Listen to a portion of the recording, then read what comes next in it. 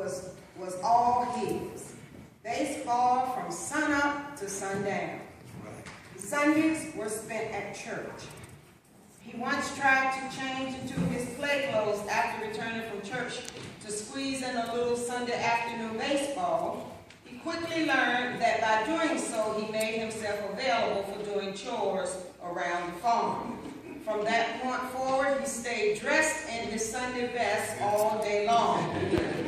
That was smart. At the age of 14, Larry was anchored behind the plate for the local Webster All-Stars.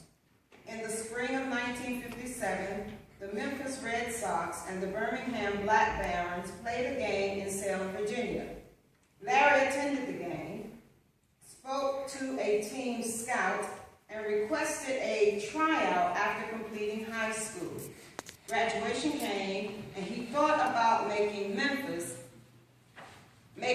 Memphis journey, His decision to go had really been made a long time before this. One more summer in the hog pens would be unbearable. He knew he just had to make his team. He did, and his baseball career was on its way. In 1958, LeGrande joined the lineup of the Detroit Stars owner and fellow NLB living legend, remembered Ted Raspberry. He was mostly a catcher. However, sometimes he played a little right field.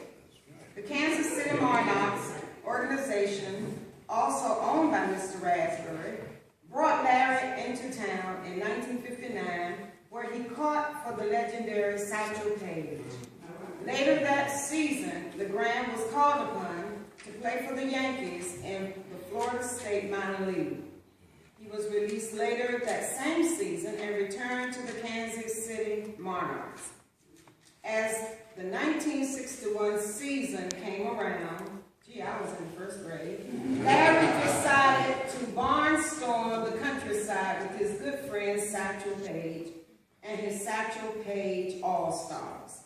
They knocked down the miles, and the teams were challenged along the way, from Nebraska through Wyoming and back to Kansas City.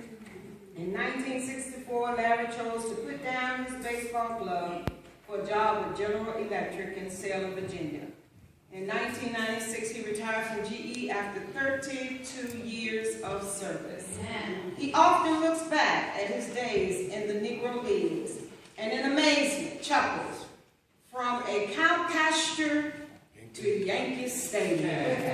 I present to you our Negro League celebrity, Mr. Larry LeGrande.